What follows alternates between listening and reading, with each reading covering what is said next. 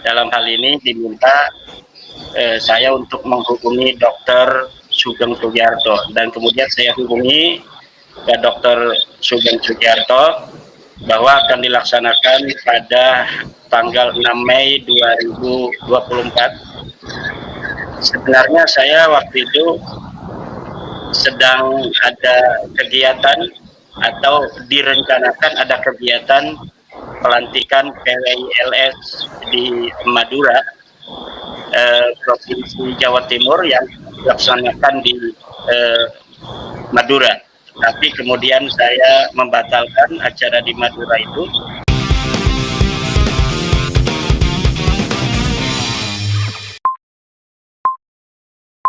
Assalamualaikum warahmatullahi wabarakatuh. Selamat malam teman-teman. Selamat datang di podcast di channel ini. Pada malam hari ini, topik dari podcast ini adalah membahas mengenai batalnya Bahsul Masail di PBNU yang sempat direncanakan akan terjadi di tanggal 6 Mei. Assalamualaikum warahmatullahi wabarakatuh. Pada malam ini kita akan kedatangan 3 narasumber. Jadi yang pertama adalah Kiai Haji Imaduddin Usman Al-Bantani, pelopor dari pergerakan pembatalan nasabah Alawi.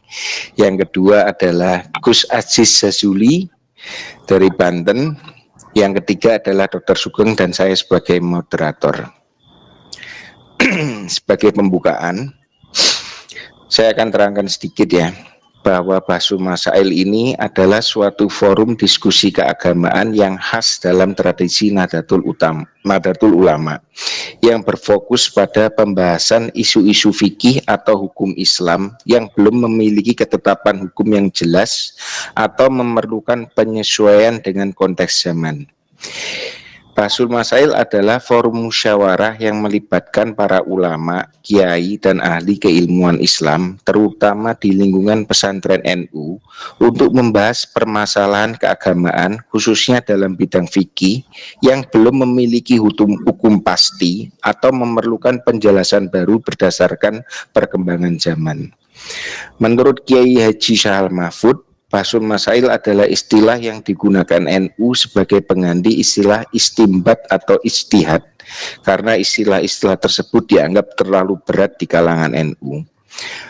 Bahsul Masail bertujuan untuk menghasilkan fatwa atau keputusan yang dapat menjadi panduan bagi umat Islam, khususnya warga NU. Nah, sekarang kita berangkat ke narasumber, ke Yai Imad. Yai Imad dulu ya. Silakan. Ya.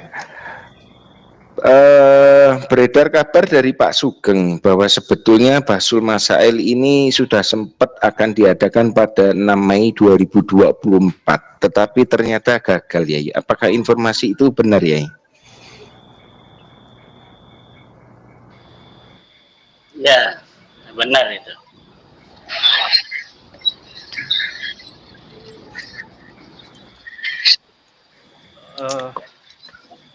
Penyebab kegagalannya apa ya waktu itu ya?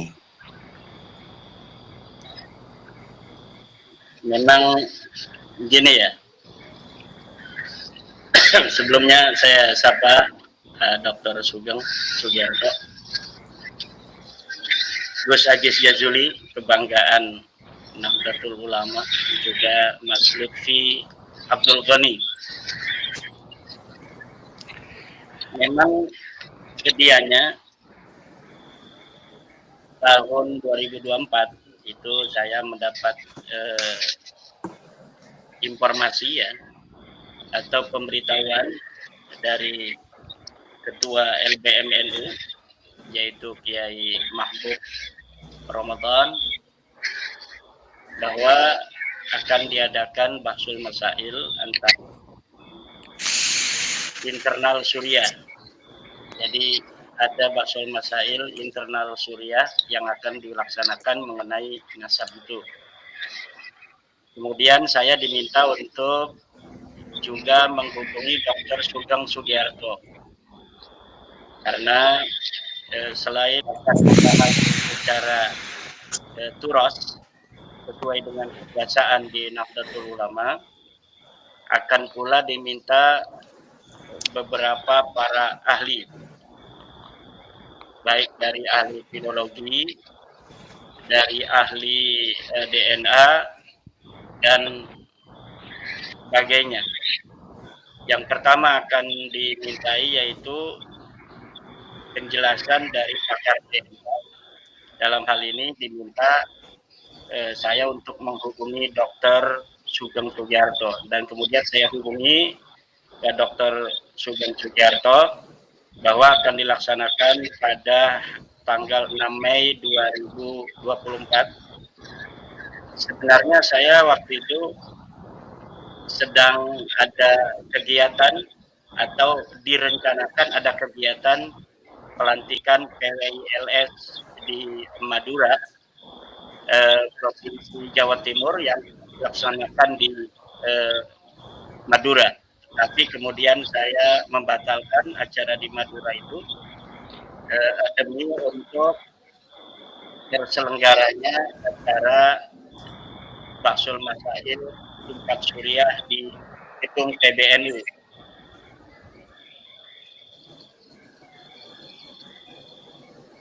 Tetapi kemudian ketika kita sudah mempersiapkan dan Pak Dr. Sugeng Sugiarto juga sudah menyatakan kesiapannya,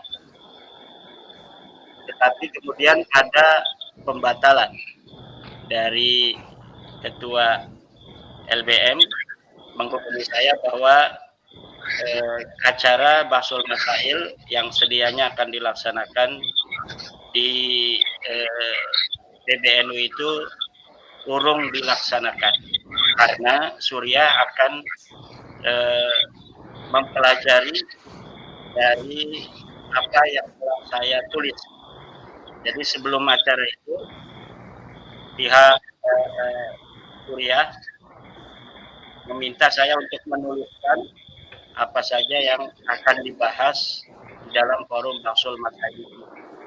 Saya diminta membuat deskripsi, kemudian membuat pertanyaan, kemudian membuat jawaban apa saja jawabannya, kemudian referensinya apa saja. Karena memang dalam tradisi Baksul Masail di Nahdlatul Ulama itu seperti itu. Jadi harus ada tim ahli untuk tasawur akan sebuah masalah. Ini suara apakah bisa di-mute dulu yang lainnya? Oh iya, iya Kiai. Siapa ya? Ini yang anu. Gus ini kelihatannya. Sebentar. Gus ini, Gus apa? Gus Oke, Ajis. udah saya mute. Oke. Monggo Kiai. Ya demikian kronologinya, Mas Lutfi. Baik, terima kasih ya atas keterangannya. Berarti sebetulnya sudah sempat serius ya, bahwa di tanggal 6 Mei itu akan diadakan ya. Terus dengan adanya pembatalan ini ya, apakah kedepannya bakal ada rencana untuk diadakan kembali ya? Karena kesannya kan PBNU pengen membuat masalah polemik nasab ini seperti tetap menjadi tidak jelas dengan tanpa adanya Baksul Masail ya. Gini, Nahdlatul Ulama itu sekaligus ini saya terangkan tentang bagaimana Nahdlatul Ulama di dalam menghadapi masalah-masalah hukum ya. Jadi Nahdlatul Ulama itu mempunyai cara berpikir Nahdlatul Ulama. Jadi cara berpikir Nahdlatul Ulama itu yang pertama adalah tatawur, yang kedua adalah tawasud, yang ketiga adalah manhaji. Tatawur itu adalah dinamis. Jadi tidak statis. Cara berpikir Nahdlatul Ulama adalah cara berpikir yang dinamis, mengikuti perkembangan zaman, tidak terfokus kepada teks, tetapi juga mempunyai dinamisasi di dalam bagaimana Nahdlatul Ulama dapat merumuskan hukum-hukum yang sesuai dengan keadaan zamannya. Kemudian Nahdlatul Ulama juga tawasud, artinya tawasud itu la liberalian wala tekstualian. dia tidak liberal, dia juga tidak tekstualis. Jadi dia tidak terlalu menafikan teks, tapi juga tidak terpaku terhadap teks itu sendiri. Jadi bersifat bersifat tawassut, moderat di dalam bagaimana cara berpikir. Yang ketiga adalah Nahdlatul Ulama mempunyai cara berpikir yang disebut manhaji. Manhaji itu adalah berpikir metodologis. Artinya ketika di dalam sebuah masalah yang kita hadapi itu tidak terdapat teks di dalam pendapat-pendapat ulama, maka yang diikuti adalah metodologi cara berpikir ulama masa lalu di dalam menyelesaikan masalah. Jadi dari taklid kauli naik kepada taklid manhaji. Jadi bertaklid terhadap cara mereka beristihad. Jadi tidak hanya di dalam Nahdlatul Ulama itu mengambil teks-teks dalam kitab-kitab turas, tetapi kemudian peserta Bahsul Masail dapat pula menggali hukum itu berdasarkan metodologi yang biasa dipakai oleh para mujtahid di masa lalu di dalam bagaimana merumuskan dan menyimpulkan sebuah hukum. Nah, saya kira dari paparan saya tentang bagaimana cara berpikir Nahdlatul Ulama dan bagaimana cara Nahdlatul Ulama mengambil kesimpulan itu, saya mempunyai husnudzon bahwa Bahsul Masail yang tidak jadi untuk dilaksanakan itu terkait dengan nilai-nilai yang selama ini diemban. Karena selain bagaimana Nahdlatul Ulama mempunyai cara berpikir, Nahdlatul Ulama pula mempunyai namanya ususul khittah. Ususul khittah itu adalah dasar-dasar garis-garis bagaimana Nahdlatul Ulama memerankan dirinya sebagai organisasi kemasyarakatan di tengah-tengah umat. Nah, ususul khittah yang pertama yaitu adalah tawassut wal i'tidal. Moderasi dalam bergerak. Kalau tadi kan cara berpikir yang tawassut itu tidak liberal dan juga tidak tekstualis. Di dalam dakwah Nahdlatul Ulama mempunyai sebuah ususul khittah, dasar-dasar garis besar bagaimana cara Nahdlatul Ulama bergerak. Yang pertama adalah at-tawassut wal i'tidal. Jadi moderasi dalam bergerak dan bagaimana yang kedua disusul dengan at-tasamuh, yaitu toleransi. Yang ketiga adalah bagaimana Nahdlatul Ulama itu di dalam ususul khittahnya ada yang disebut at-tawazun, yaitu berimbang. Yang keempat adalah al-amru bil ma'ruf. Jadi tidak jadinya Bahsul Masail itu terkait menurut husnudzon saya adalah dengan ususul khittah yang dimiliki Nahdlatul Ulama, yaitu harus berimbang. Nah, saya berhusnudzon mungkin Nahdlatul Ulama sudah mengundang dari pihak para Ba'lawi yang nasabnya putus itu untuk juga bisa hadir, namun mungkin dari pihak Ba'lawinya tidak mau hadir. Nah, karena dari pihak Ba'lawi tidak mau hadir, maka karena ada at-tawazun harus berimbang itu, mungkin lembaga Bahsul Masail yang mempersiapkan itu kemudian tidak menyelenggarakan itu karena tidak ada tawazun itu, tidak ada berimbang. Karena hanya dari saya sebagai orang yang telah membatalkan secara qat'i bahwa Ba'lawi ini betul-betul bukan cucu Nabi berdasarkan dari dalil-dalil yang telah saya sampaikan kepada pihak Suriah Nahdlatul Ulama. Mungkin dari pihak Nahdlatul Ulama kalau misalnya melihat dari apa yang saya tulis dan tulisan saya itu masih bisa diakses oleh semua pihak, karena tulisan itu kemudian saya bagi di berbagai macam platform web yang bisa diakses hari ini, yaitu draft Bahsul Masail. Nah, draft Bahsul Masail itu di dalamnya itulah yang saya kirimkan kepada Syuriah Nahdlatul Ulama yang sedianya akan menjalankan atau melaksanakan Bahsul Masail di tanggal 6 Mei 2024 itu. Nah, jadi pertimbangan-pertimbangan dari cara Nahdlatul Ulama di dalam berdakwah yang harus dia tawassut wal i'tidal, dia harus tasamuh, dia harus tawazun, dia juga ada al-amru bil ma'ruf wan nahyu 'anil munkar. Maka karena dari pihak Balawi tidak ada yang perwakilan atau tidak mau, maka Bahsul Masail itu tidak jadi dilaksanakan. Itu husnudzon saya. Walaupun ada asumsi-asumsi yang lain yang mungkin ada pihak-pihak yang tidak berkenan diselenggarakannya Bahsul Masail di tingkat Suriah itu. Padahal acara itu kita sudah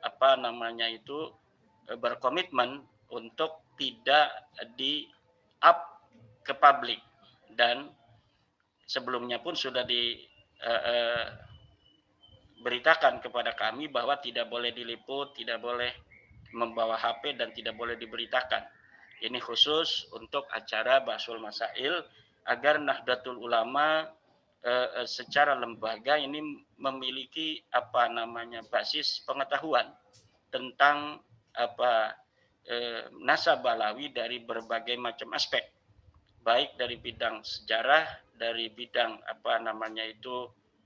ilmu nasab, dari bidang tes DNA yang dalam hal ini PBNU mengundang Bapak Dr. Sugeng Sugiarto itu.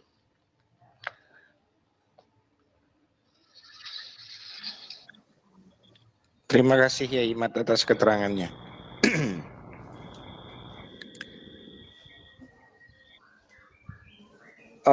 Apabila Bahsul Masail ini kedepannya tetap tidak dilaksanakan, Yai, lalu bagaimana posisi dari apakah lebih baik bertarung di media sosial seperti saat ini atau bagaimana, Yai? Karena istilahnya kan ada satu pintu yang tertutup ini dari Bahsul Masail. Saya kira Bahsul Masail itu bukan sebuah akhir ya. Jadi walaupun ada Bahsul Masail ya, kemudian menghasilkan sesuatu, itu bukan selesai di situ. Jadi bisa jadi kan dari pihak Balawi itu ada yang Bahsul Masail juga. Kemudian setelah Bahsul Masail kemudian ditetapkan nasab mereka sahih dalam Bahsul Masail mereka, tidak seperti itu. Kemudian semua harus menerima, tidak. Jadi apapun bentuk musyawarah yang dilaksanakan maupun itu, baik itu Bahsul Masail, baik itu fatwa, ya baik itu misalnya isbat nasab, apabila variabel-variabel daripada basis dalilnya itu tidak sesuai, tetap saja nasab Balawi itu batal seperti apa adanya sekarang. Nah, dan sekarang ini walaupun tidak ada Bahsul Masail, ulama-ulama NU ini sebenarnya sudah saya katakan, sering saya katakan, 99% itu sudah mengakui bahwa nasab Balawi ini memang batal, dan Balawi nasab secara ilmu sejarah dan mustahil secara ilmu DNA mereka adalah keturunan dari baginda Nabi. Dan saya kira Nahdlatul Ulama secara kelembagaan akan menjunjung tinggi statuten daripada Nahdlatul Ulama 1926, khitah Nahdlatul Ulama yang kemudian dikukuhkan 1984 di situ Bondo, tentang sikap-sikap Nahdlatul Ulama dalam politik, dalam kemasyarakatan, bahwa Nahdlatul Ulama sebagai sebuah organisasi kemasyarakatan yang berbasis ulama tentu menjunjung tinggi nilai-nilai kebenaran. Seperti apa yang dikatakan oleh Mbah Hasyim Asy'ari misalnya di dalam Qanun Asasi, bahwa inna nahdlatal ulama'i jam'iyatu adlin wa amanin wa islahin wa ihsanin. Bahwa Nahdlatul Ulama adalah jam'iyatu adlin, organisasi yang menjunjung tinggi nilai-nilai keadilan. Di dalam keadilan itu di situ ada musawat bainan nas, ada kesetaraan antar semua manusia. Nah, kesetaraan antar semua manusia ini bertentangan dengan ajaran Balawi. Bagi Balawi, manusia itu tidak setara. Balawi yang bukan siapa-siapa membangun sebuah narasi-narasi glorifikatif terhadap kesejarahan mereka, yang dengan narasi glorifikatif yang palsu itu, kemudian mereka menisbahkan dirinya sebagai manusia yang unggul. Kemudian mereka mengatakan bahwa antara Pak Dr. Sugeng, walaupun seorang doktor yang cerdas, itu tidak sama kedudukannya, kehormatan dan kemuliaannya dengan Balawi yang bodoh, yang suka berzina, yang suka minum minuman keras, karena mereka harus diakui sebagai keturunan Nabi walaupun tidak terbukti. Nah, ini adalah ajaran yang tidak sesuai dengan ajaran Mbah Hasyim Asy'ari, di mana Nahdlatul Ulama dikatakan sebagai Jam'iyatu Adlin. Kemudian Nahdlatul Ulama juga adalah sebagai Jam'iyatu Amanin, yaitu organisasi yang menjunjung tinggi nilai-nilai perdamaian, keamanan, keselamatan. Kemudian Jam'iyatu Islahin. Islah ini adalah revisionis, ya, ingin selalu berbuat yang terbaik untuk semua. Jadi al-islah itu adalah ayyatiya bisalahin wa jayyidin, melakukan sesuatu yang baik dan yang sesuai dengan apa yang dibutuhkan. Ada al-islah minal fasad ila ma huwa shalah, ada al-islah minas salah ila ma huwal aslah. Ada revisionisme dari sesuatu yang rusak kepada sesuatu yang lebih baik, pada sesuatu yang baik, dan sesuatu yang sudah islah, yang sudah salah, itu bagaimana diupayakan untuk menjadi ila ma huwal aslah, menjadi sesuatu yang lebih maslahat. Nah, kemudian Nahdlatul Ulama, kata Mbah Hasyim Asy'ari, juga adalah Jam'iyatu Ihsan, yaitu organisasi yang merupakan menjunjung tinggi terhadap nilai-nilai bagaimana bisa berbuat baik terhadap orang lain. Jadi al-ihsan itu makna di dalam Islam kan ada dua. Ada an ta'budallaha ka'annaka tarah itu. Ada juga makna ihsan itu adalah taqdimul khair lil akhirin. Taqdimul khairil akhirin, mendahulukan kebaikan untuk orang lain. Nah, saya kira dari basis-basis dasar-dasar yang ditanamkan oleh Mbah Hasyim Asy'ari ini memiliki keterkaitan dengan sikap-sikap Nahdlatul Ulama terhadap apa yang sedang kita hadapi. Jadi Nahdlatul Ulama nampak begitu hati-hati dan kelihatan sekilas seperti mendukung Balawi, tetapi sebenarnya nilai-nilai kemanusiaan yang luas itu yang menjadi pertimbangan daripada para pengurus Nahdlatul Ulama. Saya kira demikian, ya. Walaupun ada di sana oknum-oknum, ya, yang kelihatan begitu provokatif di dalam bagaimana menyampaikan keberpihakannya terhadap Balawi tanpa dalil, tetapi secara kelembagaan saya kira Nahdlatul Ulama masih tetap berjalan sesuai dengan ususul khittah daripada para pendahulu-pendahulu Nahdlatul Ulama, wabil khusus sesuai dengan khittah yang diteguhkan, khittah 1926 yang diteguhkan di dalam garis-garis khittah yang dikukuhkan pada 1984 di Situ Bondo. Demikian, Mas Lutfi. Mungkin dari sisi Dr. Sugeng bisa dielaborasi informasi-informasi terkait Bahsul Masail itu. Tetapi dari versi saya seperti itu. keterangannya Yai. Sekarang saya beralih ke Dr. Sugeng, silakan dielaborasi keterangan dari Kiai Imad barusan ini. Silakan Dr. Terima Sugeng. kasih Mas Moderator. Gini, eh ceritanya itu hari Jumat saya di WA Kiai Mat untuk siap-siap akan ada Basul Masail hari Senin. Screenshotnya sudah saya bagi masih saya simpan di HP saya. Screenshotnya sudah saya bagi di timeline Facebook saya gitu ya. Senin itu yang harusnya Basul Masail, kok nggak ada panggilan, ternyata siangnya hari itu dibatalkan. Katanya Suriah mengadakan pembicaraan internal dulu. Di situ mulai saya anehnya. Kalau pembicaraan internal, mereka nggak ada kapasitasnya kalau dalam masalah nasab ini. Nggak ada kapasitasnya. Di NU nggak ada ahli nasab dan ahli biologi di Suriah, tahu saya sih. Dan ini kalau kita perhatikan argumen Kiai Imad gitu ya, bahwa Basul Nasab itu prinsipnya toleran, terus moderat, terus berimbang, ini malah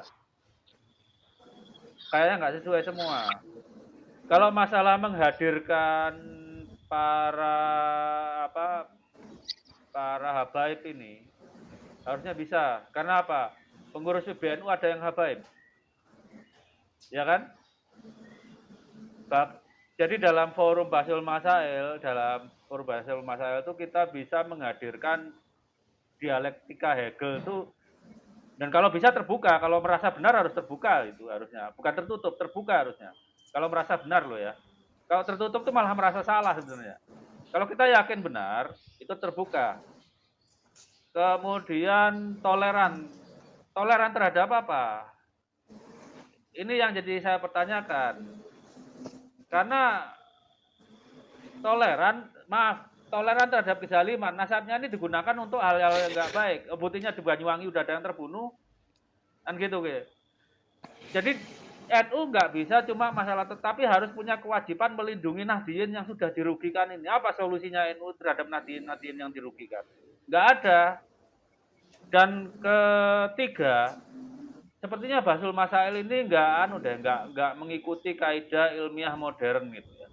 Yang modern ini sebetulnya kuno juga karena udah diterangkan dulu oleh Ibnu Rus, Hasan Al-Haytami, bahwa kalau sesuatu itu diselidiki, harus diselidiki dari semua sisi.